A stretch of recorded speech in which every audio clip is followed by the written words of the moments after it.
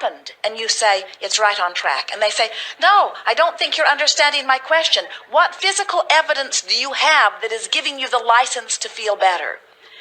And that's when you say, I have left that old modality far, far behind, because I found out that I was going about it backwards. When I demanded that I get what I'm looking for first so that I can have an emotional response to what's already happened, now I'm not creating, now I'm just observing, I'm just regurgitating, I'm just responding, I'm just having knee-jerk reactions.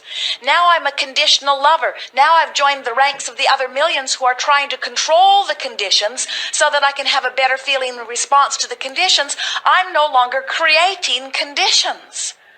And if they are very wise in listening to your wisdom, they will say, well, how would someone go about creating a condition? And you would say, by using the condition as I always must to help me conclude what I would prefer, but then immediately taking my eyes off of the not preferred condition while I expectantly reach for an improved condition.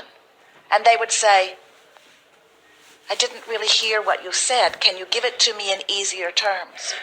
And you would say to them, I've learned that I'm healthier in my imagination than I am in my observation. Because when I imagine, I can make it just the way I want it to be. And they would say, oh, you're a dreamer. You're not a realist. And you would say, oh, I never face reality. I create reality. I don't look at what is and regurgitate more of it. I look at what is, automatically launch desires, and become the fuller version of that which I am, and then I feel my way into vibrational alignment with what I've become. So then they would say, you mean you don't set goals? And you say, not as such. I'm the blessed one, you know. You mean you don't set goals? You don't identify what you want? Oh, yes, I do that all day, every day. I can't stop doing that. When someone's rude to me, I want them to be nicer. When I'm rude to someone, I want to be nicer. When someone says I'm bad, I want them to understand that I'm good.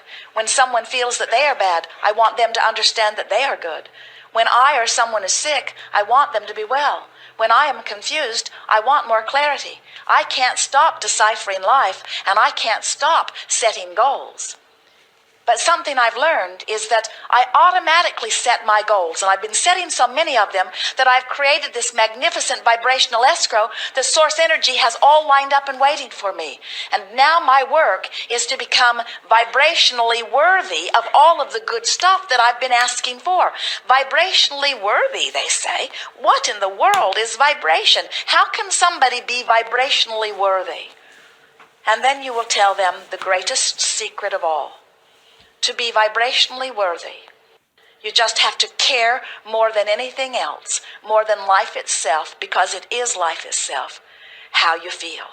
And then you have to be willing to work your thoughts around in whatever which way you can until you find relief from thoughts that don't feel good. And while you gradually replace them systematically with thoughts that feel increasingly better.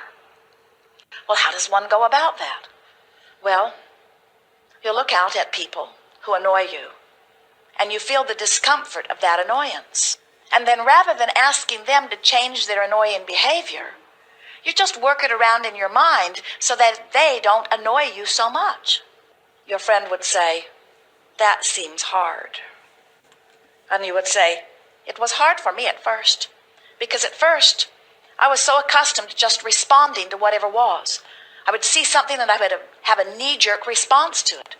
But later on, I began to understand that the knee-jerk response was just my initial reaction to their vibrational offering.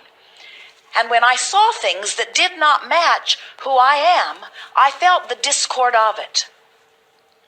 But then I became aware that I didn't need them to understand me or to understand my needs or wants, or to agree with them in order for me to feel better. And in that acknowledgement came my first and my true recognition of my power and of my freedom. When I